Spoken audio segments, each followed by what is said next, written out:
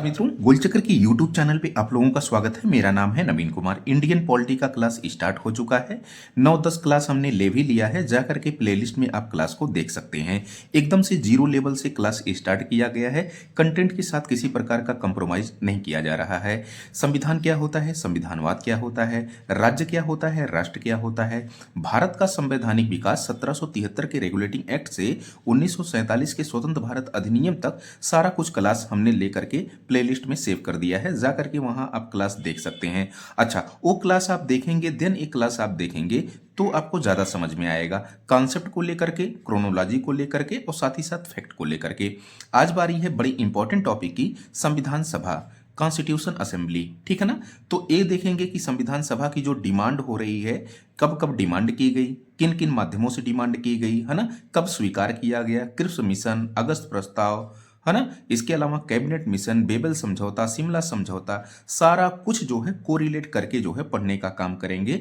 और जितनी भी समितियां हैं सब समितियों को डिटेल से देखने का काम करेंगे ताकि एक भी क्वेश्चन आपका छूटे ना। ठीक है। तो आते हैं, समझते हैं संविधान सभा। ये सभा क्या है कि एक कोई ऐसी सभा जो संविधान का निर्माण करे, उसी को क्या कहेंगे, संविधान सभा। ठीक है ना। जैसे सभा हम बटोरते हैं ना, तो कोई ना कोई काम करने के लिए सभा बटोरते हैं। तो वैसे ही ऐसी एक सभा बनाई गई जो किस पर काम करेगी, संविधान निर्माण का काम करेगी। उसी सभा को हमने क्या कहा, संविधान सभा कहा। तो इसकी मांग लगातार हो रही थी अंग्रेजों के टाइम पीरियड पे। और मांग कब कब हुई, यहां से मांग को लेकर के क्वेश्चन पूछता है। ठीक है ना। तो यहां से आपका 1934 में सबसे पहले जो है औपचारिक मांग की गई थी यमन राय के द्वारा। तो यहां से लेकर के क्वेश्चन पूछा गया है। लेकिन इसके अलावा गांधी के आंदोलनों में भी जो है लगातार डिमांड की जा रही थी। तो जो भी है, मतलब कि हम पूरा एकदम क्रोनोलॉजी के हिसाब से देखेंगे, कोई भी पॉइंट आपका छूटेगा नहीं। अब पढ़ते हैं हम लोग, आराम से सुनिएगा। कह रहा है कि भारत में संविधान सभा के गठन का प्रयास राष्ट्रीय आंदोलनों के दौरान शुरू हो गया था। ठीक है। तो संविधान सभा यही है, एक ऐसी सभा जो संविधान का निर्माण करे, उसी को हम क्या कहते हैं, संविधान सभा। इसकी मांग देखना जरा कि कब कब स्टार्ट हो रही है। 1922 में गांधी के द्वारा अपने राष्ट्रीय आंदोलनों के दौरान सबसे पहले मांग यहां पर स्टार्ट की जा रही है। ठीक है। फिर 1925 में दिल्ली में एक सर्वदलीय सम्मेलन होता है या बैठक होती है। उसमें कॉमनवेल्थ ऑफ इंडिया बिल प्रस्तुत किया जाता है जिसकी अध्यक्षता गांधी ही करते हैं। यहां पर भी संविधान सभा की मांग हो रही है। अच्छा, ये मांग क्यों हो रही है, भारतीयों के द्वारा इसलिए मांग की जा रही है संविधान सभा की ताकि वह संविधान सभा भारतीयों के लिए एक संविधान का निर्माण कर सके।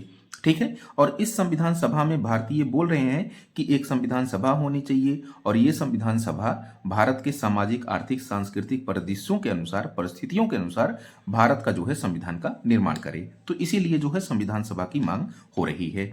तो सबसे पहले 1922 में गांधी अपने राष्ट्रीय आंदोलनों के दौरान करते हुए दिखते हैं मांग। 1925 में दिल्ली में सर्वदलीय सम्मेलन या बैठक जो होती है उसमें कॉमनवेल्थ ऑफ इंडिया बिल प्रस्तुत किया जाता है। गांधी इसकी अध्यक्षता कर रहे हैं, यहां पर भी डिमांड हो रही है संविधान सभा की। फिर 1928 में जब नेहरू रिपोर्ट प्रस्तुत की जाती है तो भी जो है संविधान सभा की मांग प्रस्तुत की जाती है।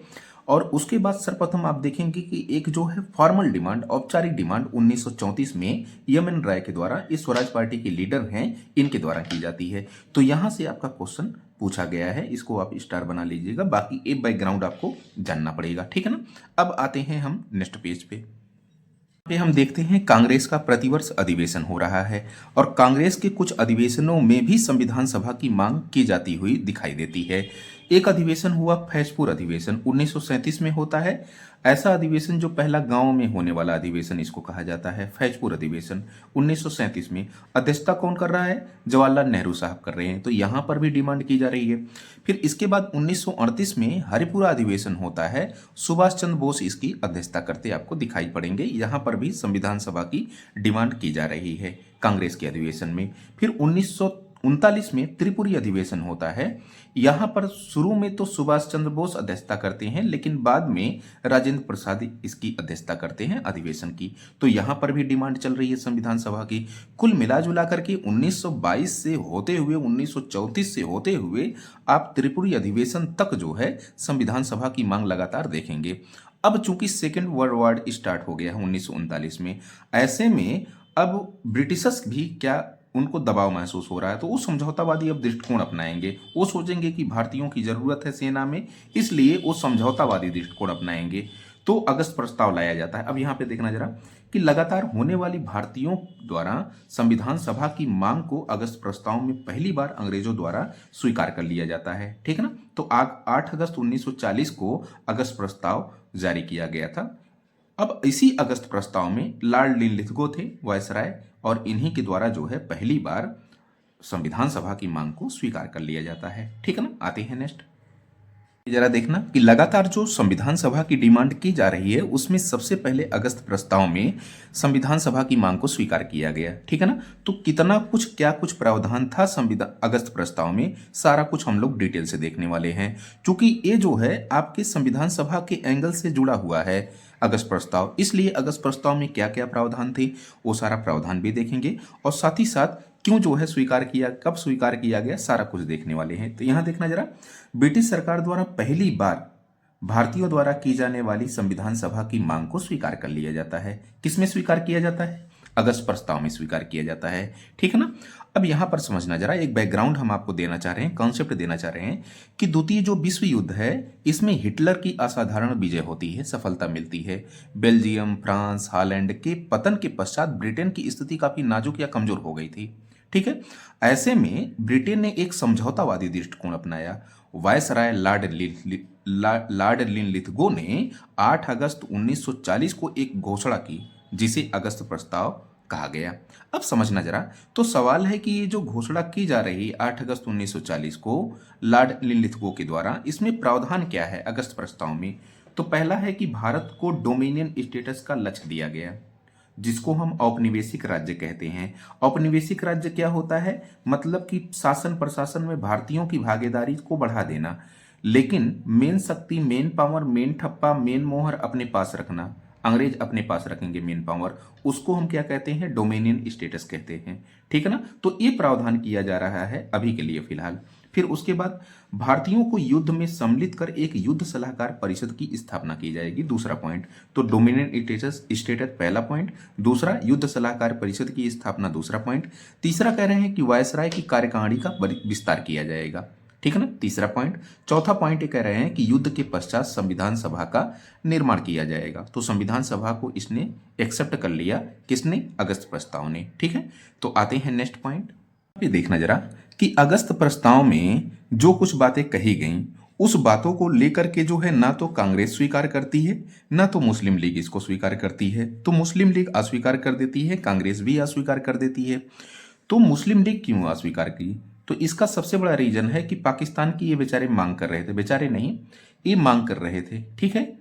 और ये जब मांग कर रहे थे पाकिस्तान की, तो पाकिस्तान का कोई जिक्र ही नहीं किया गया अगस्त प्रस्ताव में, इसलिए मुस्लिम लीग इसको अस्वीकार कर देती है। फिर यहाँ पर देखना कि कांग्रेस ने इसको अस्वीकार इसलिए किया कि अब जो है, देखिए, अब देश का नेतृत्व तो सुभाष बाबू जैसे लोग कर रहे हैं ना। अब यहाँ पर सीधी सी बात, देश की आज़ादी की चाह हो रही है, डोमिनियन स्टेटस, ये वो, देश का जो है ये सब 3-5 वाला काम नहीं। अब सीधा सीधा हमको क्या चाहिए? आज़ादी चाहिए, उसके अलावा कुछ नहीं। तो इसलिए कांग्रेस अब जो है इसको अस्वीकार कर रही है। गांधी क्या कह रहे हैं कि गांधी कह रहे हैं कि यह प्रस्ताव उपनिवेशी सरकार और राष्ट्रवादियों के बीच की खाई को और बढ़ा देगा। तो ये कथन कभी कभी पूछ लेता है, तो इसको भी आप याद रखेंगे। तो अगस्त प्रस्ताव को क्यों अस्वीकार किया गया? लीग के द्वारा, पाकिस्तान की मांग अस्वीकार करने के कारण, ठीक है ना। और दूसरा कि कांग्रेस इसलिए अस्वीकार करती है क्योंकि इसमें डोमिनियन स्टेटस की बात की गई थी और भारतीय अब चाह क्या रहे थे? स्वतंत्रता। बाकी गांधी के स्टेटमेंट को आपको याद रखना है, ठीक है ना। जरा, अगस्त प्रस्ताव के बाद तुरंत उसके 2 ही साल बाद क्रिप्स मिशन आता है भारत में। कब आता है? 1942 में आता है। तो पूरा डिटेल से देखेंगे, चूंकि क्रिप्स मिशन से बार बार क्वेश्चन पूछता है, तो सारा कुछ चाहे वो प्री का हो या फिर मेंस का हो, इससे मतलब नहीं है, क्वेश्चन होना चाहिए, ये इंपॉर्टेंट है, ठीक है ना। अब यहाँ पर देखना जरा कि 22 मार्च 1942 को सर स्टफर्ड क्रिप्स के नेतृत्व में क्रिप्स मिशन भारत आता है, ठीक है ना। अच्छा, मजे की बात है कि एक दलीय सदस्यीय आयोग था, मतलब एक सदस्यीय आयोग था, मतलब केवल इसमें एक ही सदस्य है। सर स्टफर्ड क्रिप्स द्वितीय विश्व युद्ध के मंत्रिमंडल के सदस्य भी थे। तो अभी यहाँ पर फैक्ट क्या याद रखना है कि कब भारत आया? 22 मार्च 1942 को। किसके नेतृत्व में? सर स्टफर्ड क्रिप्स के नेतृत्व में ये भारत आता है। एक सदस्यीय आयोग था, ये भी आपको याद रखना है। अगर मैं कहूं कि साहब ये भारत क्यों आता है, तो ये थोड़ा सा बैकग्राउंड अगर आप जान लोगे ना, तो फिर आपको भूलेगा नहीं ये। तो पहला है कि ब्रिटिश जनमत का बढ़ता दबाव, मतलब कि जो ब्रिटेन की जो जनता है, ब्रिटिश जनता है, वो भी अब ब्रिटिश सरकार पर दबाव दे रही है कि भारत को आप स्वतंत्र करिए, स्वायत्त करिए उसको। ठीक है, तो ब्रिटिश जनमत का बढ़ता दबाव। दूसरा पॉइंट क्या है? विश्व के अन्य राष्ट्रों का बढ़ता दबाव। जापान की विजय, द्वितीय विश्व युद्ध में ब्रिटिश सरकार का काफी कमजोर हो जाना। ठीक है, कांग्रेस, हिंदू महासभा, मुस्लिम लीग, दलित वर्ग, उदारवादी नेताओं और देसी रियासतों का बढ़ता दबाव। तो ऐसे कुछ फैक्टर हैं जिसके कारण भारत इनको आना पड़ा, किसको? क्रिप्स मिशन को। और भारत आकर के कुछ न कुछ ये प्रावधान करेंगे। उसी प्रावधान को देखते हैं, बड़ा बवाल इस पर मचा क्रिप्स मिशन को लेकर के। तो सारा कुछ जो है बैकग्राउंड के साथ हम लोग पढ़ने वाले हैं, और किस प्रकार ये संविधान सभा से जुड़ा हुआ है, किस प्रकार संविधान के निर्माण से जुड़ा हुआ है क्रिप्स मिशन, उसको भी अटैच करके पढ़ेंगे। ठीक है ना? तो आते हैं, पढ़ते हैं। ना हम लोग क्रिप्स मिशन पढ़ रहे हैं। कब आया? 22 मार्च 1942 को भारत आता है। एक सदस्यीय आयोग है, ठीक है ना? और हमने बैकग्राउंड बताया कि किसके कारण ये भारत आ रहा है। अब यहाँ पे समझना जरा, इसने प्रावधान क्या किया है। प्रावधान ये किया है कि भारतीय एक संघ की स्थापना की जाएगी। ठीक है ना? ये पूरा कहें कि ये एक भारतीय संघ की स्थापना की जाएगी, जिसमें प्रांत और देशी रियासत दोनों मिल करके ये भारतीय संघ बनेगा। फिर ये क्या प्रावधान अपना कर रहे हैं? फिर इनका कहना है कि पूर्ण औपनिवेशिक स्वराज्य की, मतलब कि जो है ये कहना चाह रहे हैं कि हम डोमिनियन स्टेटस का अभी आपको दर्जा देंगे, स्वतंत्र नहीं करेंगे। अभी भी स्वतंत्र करने के मूड में ये लोग नहीं हैं। दूसरा पॉइंट आपको याद रखना है। तीसरा पॉइंट ये कह रहे हैं कि भारतीय संघ को ब्रिटेन से विच्छेद करने की भी स्वतंत्रता होगी। इनका ये कहना है कि जैसे ये भारत है, इस पर ब्रिटेन का अधिकार है, ठीक है ना? और ब्रिटेन इधर है, तो ये कहना चाह रहे हैं कि ब्रिटेन से हम विच्छेद अपने आप को कर लेंगे। ये अलग से भारत होगा, मतलब कि अलग बात है कि औपनिवेशिक जो है राज्य की भांति हम व्यवहार करेंगे, लेकिन ब्रिटेन से संबंध हम विच्छेद कर लेंगे। जो भी कानून वगैरह पारित करना होगा हम यहाँ पे करेंगे, जो भी राजनीतिक और प्रशासनिक गतिविधियां होनी है यहाँ से मतलब नहीं, विच्छेद कर लेंगे संबंध। ठीक है, बशर्ते ये डोमिनियन स्टेटस होना चाहिए। फिर उसके बाद क्या कह रहे हैं, देखिए जरा ध्यान से पढ़िए। कह रहा है कि भारतीय संघ को ब्रिटेन से विच्छेद करने की भी स्वतंत्रता होगी। ये तीसरा पॉइंट है। फिर कह रहे हैं कि युद्ध की समाप्ति के पश्चात भारत के संविधान निर्माण के लिए एक संविधान सभा होगी। ठीक है, और कह रहे हैं कि ये जो संविधान सभा होगी इसमें ब्रिटिश प्रांतों से और देशी रियासतों से सदस्य शामिल होंगे। ठीक है ना? और ये इनका ये कहना है, ध्यान से एकदम सुनिए। कह रहा है कि जो संविधान सभा होगी उसमें किसके किसके सदस्य होंगे? ब्रिटिश प्रांतों से और देशी रियासतों से सदस्य इसमें जाएंगे संविधान सभा में। और इस संविधान सभा के द्वारा जो भी संविधान का निर्माण किया जाएगा, मतलब कि इसके द्वारा निर्मित संविधान प्रांत और देशी रियासत, प्रांत को स्वीकार है तो ठीक है, देशी रियासतों को स्वीकार है तो ठीक है, अगर इनको किसी को भी अस्वीकार है तो वो अपना अलग से संविधान बना सकते हैं। यही पे बड़ा काफी ज्यादा विवाद हुआ कि मतलब अगर कोई प्रांत स्वीकार करता है तो ठीक है, नहीं तो वो अपना अलग से संविधान बनाएगा। इसका मतलब जिसका संविधान होगा उसका अपना देश भी तो हो सकता है ना। तो ये तो बांटो और राज्य करो की नीतियां ये अपना रहे हैं। मेरे ख्याल से आपको समझ में आ रहा होगा, मैं बहुत आसानी से आपको समझाने की कोशिश कर रहा हूं। ठीक है, अब यहाँ पे देखना जरा, इनका समझ में आ गया पॉइंट ना। इनका कहना है कि भैया युद्ध की जैसे ही समाप्ति होगी वैसे ही हम एक संविधान सभा बनाएंगे, और इस संविधान सभा में ब्रिटिश प्रांत से और देशी रियासतों के जो है लोग शामिल होंगे, और यही संविधान सभा क्या करेगी? एक संविधान निर्मित करेगी। और ऑप्शन दिया गया, विकल्प दिया गया कि प्रांतों और देशी रियासतों को, कि प्रांत अगर चाहे तो निर्मित संविधान जो निर्माण किया गया है संविधान उसको स्वीकार भी कर सकते हैं, अस्वीकार भी कर सकते हैं। यही विकल्प देशी रियासतों को भी दिया गया। तो कहा गया अगर स्वीकार करते हैं तो ठीक है, नहीं तो ये अपना अलग से संविधान निर्माण कर सकते हैं। अरे ये कौन सी बात हुई? अगर कोई अपना अलग से संविधान निर्माण करेगा तो वो अलग देश की भांति व्यवहार करने लगेगा ना। तो खैर इसीलिए तो विरोध हुआ। फिर यहां पर जरा देखना नेक्स्ट पॉइंट, कि अल्पसंख्यकों के संरक्षण के लिए ब्रिटिश सरकार और संविधान सभा मिलकर के कानून का निर्माण करेगी। इनका कहना है कि जो भारत में अल्पसंख्यक है, जैसे आपका मुस्लिम हो गए, ईसाई हो गए वगैरह वगैरह, हिंदुओं के अलावा, तो इनके लिए जो है, इनके संरक्षण के लिए ब्रिटिश सरकार और संविधान सभा ये मिलकर के कानून का निर्माण करेगी। ठीक है, संविधान के लागू होने तक भारत की सुरक्षा का उत्तरदायित्व तो ब्रिटिश सरकार पर होगा। इनका कहना है कि जो संविधान निर्माण किया जाएगा, जब तक संविधान नहीं लागू हो जाता तब तक भारत की सुरक्षा का उत्तरदायित्व तो किसके पास होगा? ब्रिटिश सरकार के पास होगा। तो ये पूरा हमने क्रिप्स मिशन देखा। अब हम देखने वाले हैं क्रिप्स मिशन को क्यों जो है अस्वीकार किया जा रहा है लोगों के द्वारा। ठीक है ना, आते हैं। ख्याल से इतना डिटेल से हमने पढ़ाया है तो आपको दिक्कत नहीं होनी चाहिए कि क्यों अस्वीकार किया जा रहा है, सारा कुछ आपको पता चल गया होगा। फिलहाल देखते हैं कांग्रेस क्यों अस्वीकार कर रहा है। यहाँ पर क्रिप्स मिशन में प्रस्ताव या प्रावधान किया गया है कि औपनिवेशिक राज्य हम देंगे। मेरे प्यारे भाई, अब जो है लोग चाह रहे हैं कि हमको आज़ादी आज़ादी मिले, ठीक है ना। अब ये डोमिनियन स्टेटस स्टेटस वगैरह हमको नहीं चाहिए। तो अब हमको क्या चाहिए? पूर्ण स्वतंत्रता चाहिए, ठीक है ना। इसलिए कांग्रेस अस्वीकार कर रही है। फिर भारतीय सुरक्षा का यहाँ पे प्रश्न दिखाई दे रहा है। फिर अप्रत्यक्ष रूप से द्वि राष्ट्र की अवधारणा आप जो है विकसित करवाने का प्रयास कर रहे हैं। मतलब कि आप जो है कह रहे हैं कि प्रांतों को स्वीकार है तो ठीक है संविधान, नहीं तो वो अपना अलग से संविधान बना सकते हैं। अरे ये कौन सी बात हुई? कोई अपना अलग से संविधान बनाएगा तो वो उस देश में रहेगा, भारतीय संघ में रहेगा? नहीं रहेगा ना। तो इसलिए अस्वीकार। फिर मुस्लिम लीग, पाकिस्तान की मांग को अस्वीकार कर दिया गया। मतलब कि क्रिप्स मिशन में पाकिस्तान की मांगे नहीं थी, जिक्र नहीं हुआ, इसलिए मुस्लिम लीग गुस्सा में आ गई। कही कि पाकिस्तान की यहाँ पर जो है कोई जिक्र नहीं है, इसलिए जो है इसने क्या कर दिया? अस्वीकार कर दिया मुस्लिम लीग ने। गांधी इसको कहते हैं, गांधी के देखिए ये स्टेटमेंट पूछा गया है क्रिप्स मिशन को लेकर के। गांधी क्रिप्स मिशन को कहते हैं कि इसे आगे का तारीख वाला चेक कहा, बताया और कहा जिसका बैंक ही नष्ट हो चुका है। तो मुझे उम्मीद है कि क्रिप्स मिशन, अगस्त प्रस्ताव, संविधान सभा की लगातार होने वाली मांग, इतना तक अभी तक आपका क्लियर कट और तैयार हो गया होगा, ठीक है ना। आगे देखते हैं क्या कुछ है जरा। इसके बाद जो है बेबल समझौता लाया जाता है। लॉर्ड बेबल भारत के वायसराय बनते हैं। इन्होंने भारतीय समस्याओं पर एक योजना प्रस्तुत की जिसको बेबल योजना कहा जाता है। 14 जून 1945 को ये योजना प्रस्तुत की जाती है। समझना मेरे भाई, क्रोनोलॉजी के हिसाब से हम चल रहे हैं। पहले अगस्त प्रस्ताव, क्रिप्स मिशन, अब बेबल योजना, ठीक है ना, ताकि आपको सहूलियत हो हर कुछ क्वेश्चन को करने में। यहाँ पर देखना जरा कि वायसराय लॉर्ड बेबल भारतीय समस्याओं को ध्यान में रखते हुए एक नवीन योजना ये प्रस्तुत करते हैं। इसी को क्या कहा जाता है? बेबल योजना कहा जाता है। सवाल ये है कि इसमें प्रावधान क्या किया गया था। यहां से देखिए 2024 की यूपीएससी में क्वेश्चन पूछा गया, बाकी पीसीएस में लगातार क्वेश्चन पूछे ही जा रहे हैं। अब यहां पर देखना कि गवर्नर जनरल, प्रावधान क्या किया जा रहा है कि गवर्नर जनरल की कार्यकारिणी परिषद का पुनर्गठन किया जाएगा। और क्या कह रहे हैं कि गवर्नर जनरल और प्रधान सेनापति को छोड़ करके जितने भी सदस्य होंगे सभी क्या होंगे? भारतीय होंगे। ये बहुत ही इंपॉर्टेंट पॉइंट है। दूसरा तो इतना बेहद इंपॉर्टेंट पॉइंट है कि इसको 4-5 स्टार जितना कर सकिए कर लीजिए कि गवर्नर जनरल की परिषद में हिंदुओं और मुसलमानों की संख्या बराबर होगी। ये समझ रहे हैं ना। तो यहीं से क्वेश्चन पिछली बार आईएएस में क्वेश्चन पूछा गया और उसमें ऑप्शन दिया गया था कि क्या ये कथन सही है कि गवर्नर जनरल की कार्यकारिणी परिषद में हिंदुओं और मुसलमानों की संख्या बराबर होगी? बिल्कुल बात सही है। किसके अकॉर्डिंग? बेबल योजना के अकॉर्डिंग, ठीक है। ये कहना चाह रहे हैं कि हिंदुओं और मुसलमानों की संख्या बराबर होगी। अब समझिए बात। फिर कह रहे हैं कि गवर्नर जनरल की वीटो की पावर बनी रहेगी। ये तीसरा पॉइंट है। चौथा पॉइंट, ब्रिटेन के व्यापारिक एवं अन्य हितों की देखभाल के लिए एक ब्रिटिश हाई कमिश्नर की क्या की जाएगी? नियुक्ति की जाएगी।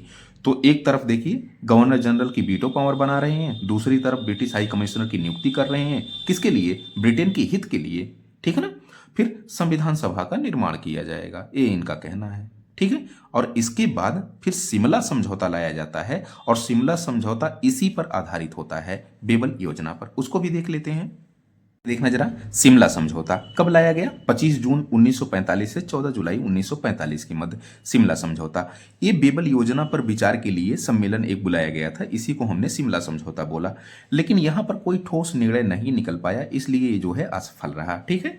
क्योंकि कांग्रेस अब अखंड भारत की मांग कर रही थी, स्वतंत्र भारत की मांग कर रही थी, और मुस्लिम लीग जो है यहाँ पर जो है पाकिस्तान की मांग कर रही थी। इसलिए यहाँ पर कोई बढ़िया डिसीजन उभर कर नहीं आया, ठीक है। तो ये शिमला समझौता। इसके जस्ट बाद आपका जो है 24 मार्च 1946 को कैबिनेट मिशन लाया जाता है और यही कैबिनेट मिशन भारत के संविधान निर्माण, संविधान सभा, सारे प्रावधानों के लिए उत्तरदायी बनता है। तो इसको कल देखते हैं। उम्मीद है कि आपको सारा कुछ कॉन्सेप्ट समझ में आ गया होगा।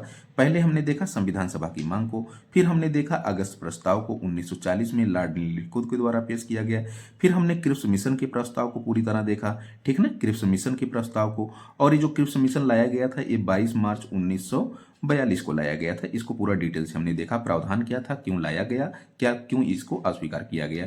फिर उसके बाद हमने बेबल समझौता देखा। लॉर्ड बेबल के द्वारा जो है भारतीय समस्याओं पर एक योजना प्रस्तुत की गई, इसी को बेबल योजना कहते हैं, ठीक है ना। ये कब लाया गया? तो आपका जो है 25 जून, नहीं सॉरी 14 जून है शायद ना, हाँ 14 जून 1945 को लाया गया, ठीक है ना। तो इसको ध्यान में रखना है। फिर शिमला समझौता लाया जाता है। शिमला समझौता ये जो है आपका 25 जून से लेकर के जो है 14 जुलाई 14 जुलाई 19 45 तक लाया जाता है। फिर उसके बाद क्या लाया जाता है, कैबिनेट मिशन लाया जाता है। और एक कब लाया जाता है, 24 मार्च 1946 को लाया जाता है। इसी में सारा प्रावधान किया जाएगा। कल देखते हैं, इसको पूरा डिटेल से देखेंगे। क्लास मिस मत करिएगा, पूरा क्लास देखा करिए, ठीक है ना। पूरा क्लास नहीं देखेंगे तो आधा अधूरा फिर जो है पढ़ने की काम करेंगे, फिर जो है किसी और माध्यम से किसी और कोचिंग से पढ़ेंगे, तो चीज़ें आधी अधूरी। कहीं से भी पढ़िए, आप पूरा पढ़िए, ठीक है ना। और नोट्स बनाते चलिए। मैं 15-20 मिनट में इतना कंटेंट डिलीवर कर देता हूँ, वो मैं समझता हूँ। नोट्स आप बनाइए ना, एक बार देखिए कितनी मेहनत पड़ती है, ठीक है। फिर आप क्वेश्चन पे आइए, चाहे आईएएस के क्वेश्चन करिए, पीसीएस के, टीजीटी पीएचडी, उससे मुझसे मतलब नहीं है। बस क्वालिटी का होना चाहिए, कोई क्वेश्चन आपका छूटने वाला नहीं, ठीक है ना। मिलते हैं कल, आज के लिए फिलहाल इतना ही। Thank you so much.